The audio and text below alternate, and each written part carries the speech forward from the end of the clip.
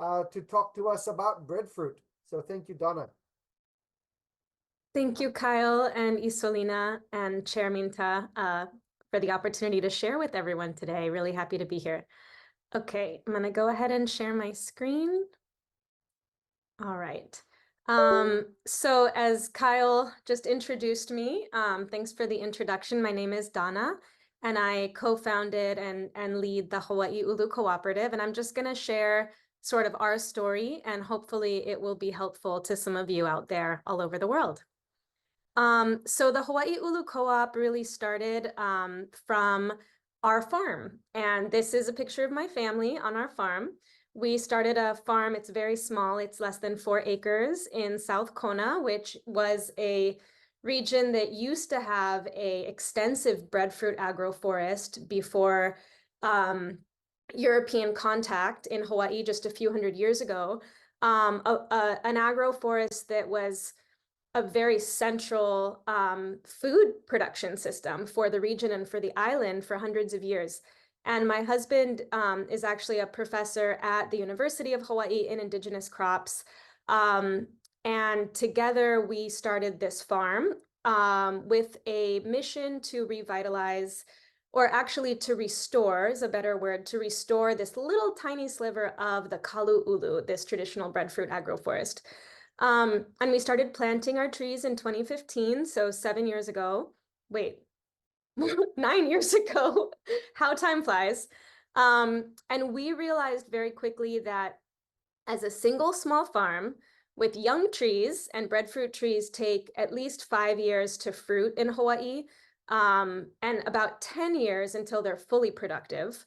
So as a very small farm with a bunch of young trees that weren't fruiting, it was very hard to become viable and to really make an impact, the kind of impact that we wanted to make around revitalizing this traditional food source.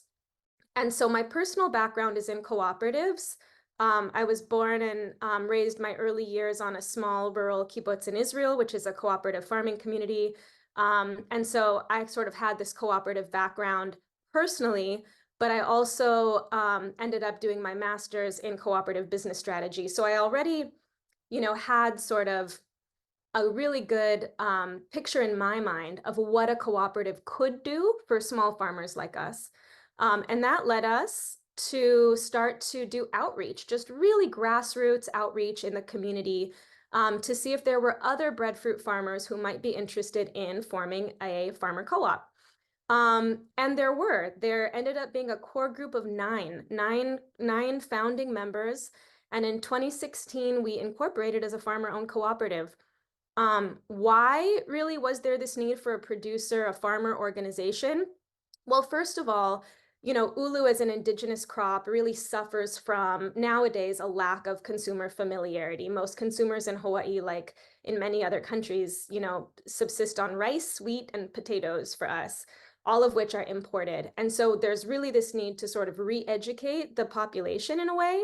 And this is more than a single farm can handle. Additionally, for ulu, you have these real concrete practical challenges due to the low shelf life, the seasonality, because it's a fruit after all. And then in Hawaii, a lot of our historic breadfruit trees were cut down. And so we actually don't have a huge supply anymore. And the modern breadfruit industry, if you can call it that, is primarily based on new trees that have been planted in just the last 10 or 15 years.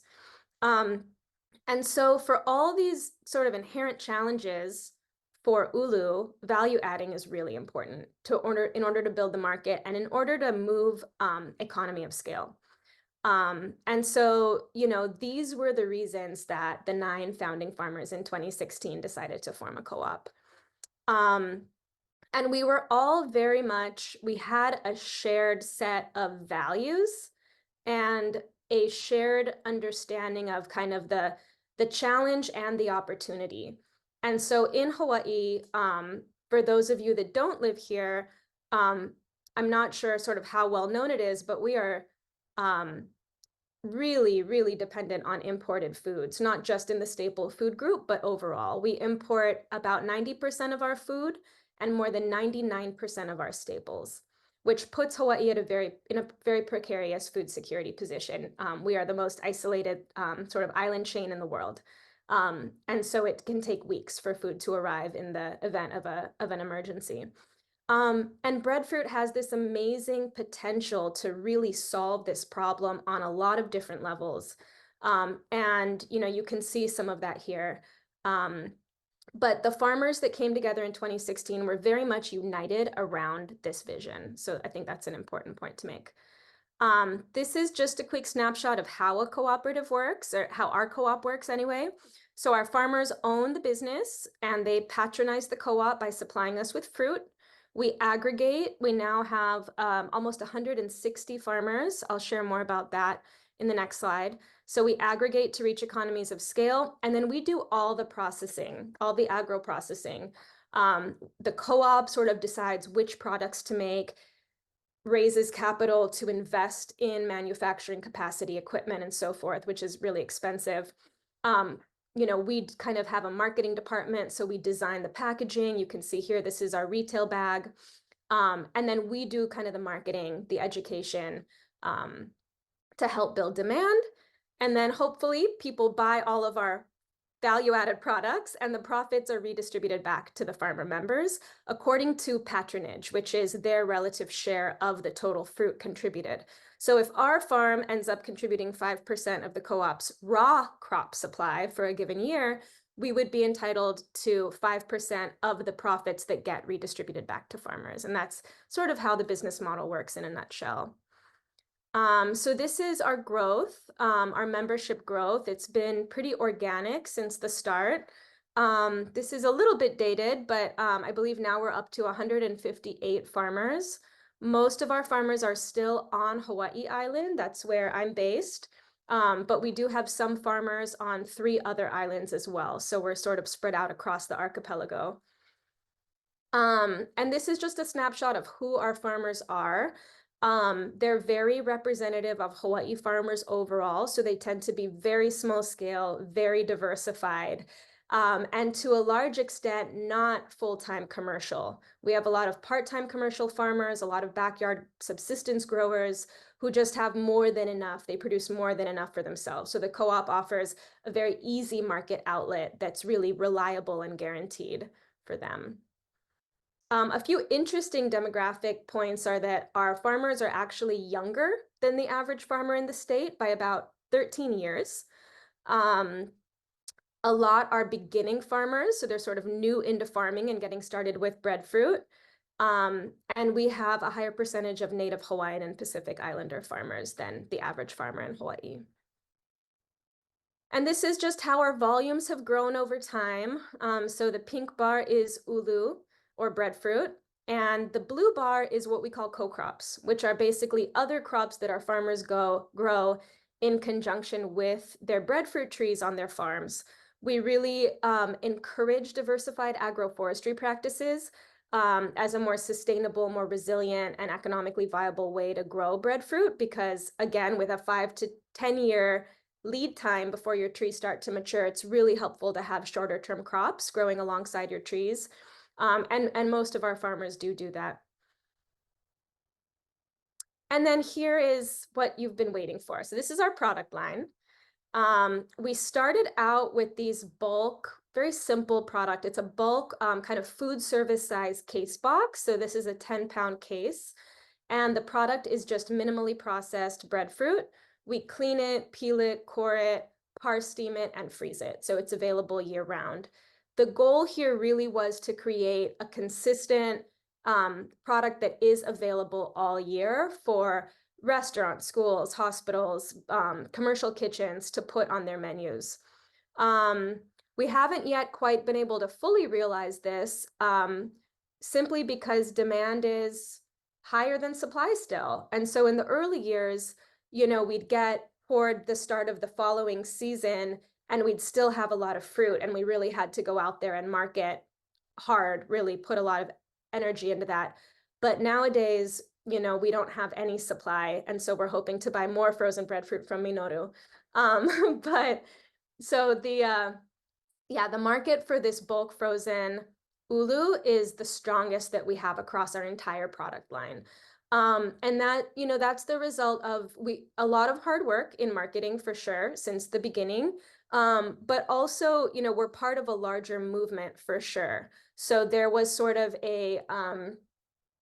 there was an initiative that I think in many ways the co-op is an outcome of to revitalize these crops. And so we've been a big part of it, but we're part of a larger effort.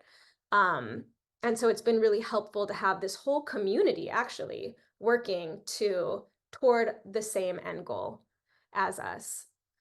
And so, yeah, a few years ago, as you can see in the volume slide earlier, we started diversifying into co-crops, and those are shown here. We have kalo or taro, pala'ai or pumpkin, and uala or sweet potato. And we try to lead with the Hawaiian name for all of these crops. They are all traditional Hawaiian crops with the exception of the pumpkin. Our sweet potato is actually a Japanese variety, this dark purple color that was brought to Hawaii during the sugar plantation days. But there's many different varieties of sweet potato or uala that were brought to Hawaii by the Polynesians. And so this is sort of the full array of those crops in our retail packaging. And we tried to stay really true to the crop itself. So you can see the bags, for example, are actually printed with a picture of the skin of or the flesh of each of the crops, so that for the consumer, it's an educational experience. They're getting to know, oh, this is what kalo looks like, even though I'm buying it ready to cook with, or we call it recipe ready. And similarly, they're learning the Hawaiian name of these traditional staple foods. So we try to incorporate as much education into the product as we can. Early on, we also started developing ready-to-eat products. This is our breadfruit hummus, which uses local macadamia nuts in place of tahini, as well as inamona, which is roasted kukui nuts. It's another Polynesian crop. So again, incorporating as much kind of other local products into our breadfruit products as possible. And then we also have a dairy-free Ulu chocolate mousse with coconut milk and local honey. And these are products that we developed really early on in order to use our B-grade fruit. So we were processing this nice, clean, par-cooked ulu for restaurants, but there's so much variability in breadfruit. And in a lot of these traditional staples, actually, there's a huge range of qualities that we get. And so to better serve our farmers, we don't like to turn away any fruit. And so developing these ready-to-eat products was actually a way for us to use the seconds. And then our most recent sort of product journey has been around ulu flour. And I was quite skeptical about ulu flour initially, just because of the cost of production. In Hawaii, we have really high energy and labor costs. But it's been really great to have a product that doesn't require cold storage, because all of our other products do. They either require freezer storage or chill storage. And so having a truly shelf-stable product has been very helpful.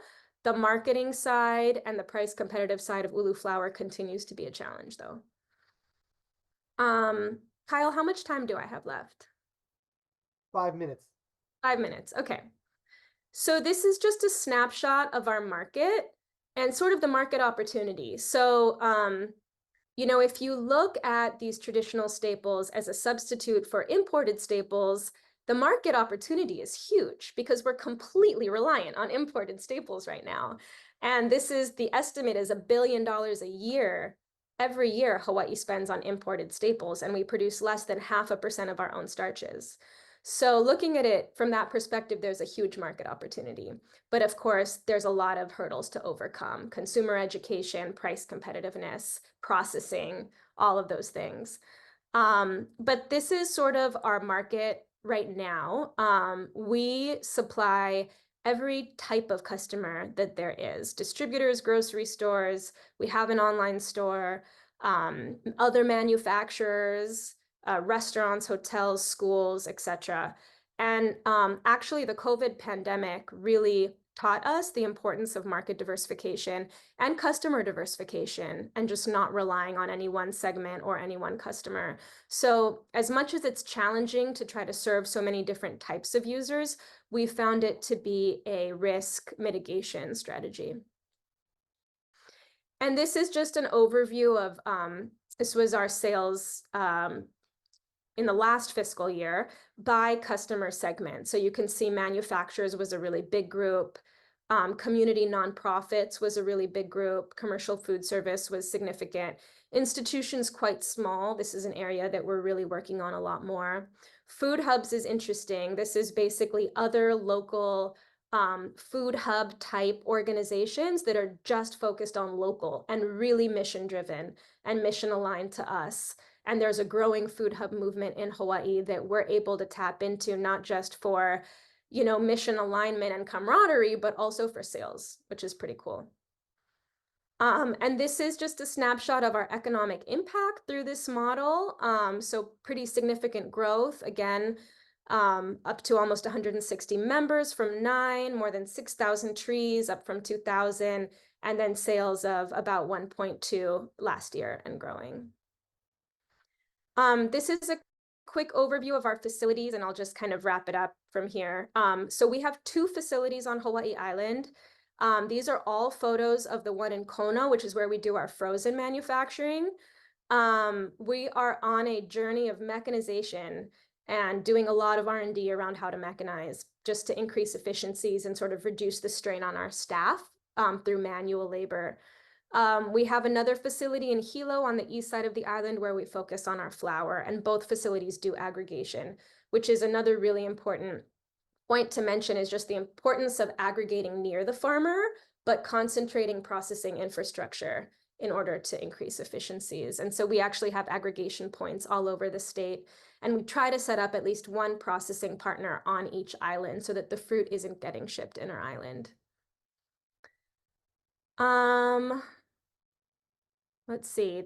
This is kind of where we're going next. So as I mentioned, we're really focusing on raising capital to keep mechanizing and upgrading our infrastructure so that the pay price for our farmers can keep growing up and the end price for consumers can start to even go down a little bit, hopefully, to make it more competitive. And so that centerpiece, that middle of the supply chain, agro-processing infrastructure, needs to scale in order to realize those cost savings. And then my last point, and I'll end it here, is I think there's a lot of benefits to farmer organizations serving as agro-processors, because it's very challenging for the farmer to do agro-processing on their own. Cottage industry is great, but it has limited application, especially when we're trying to realize these larger societal impacts of food security, economic development, and so forth. And so I just really commend this group for putting the webinar together, and happy to answer questions now or later. Mahalo.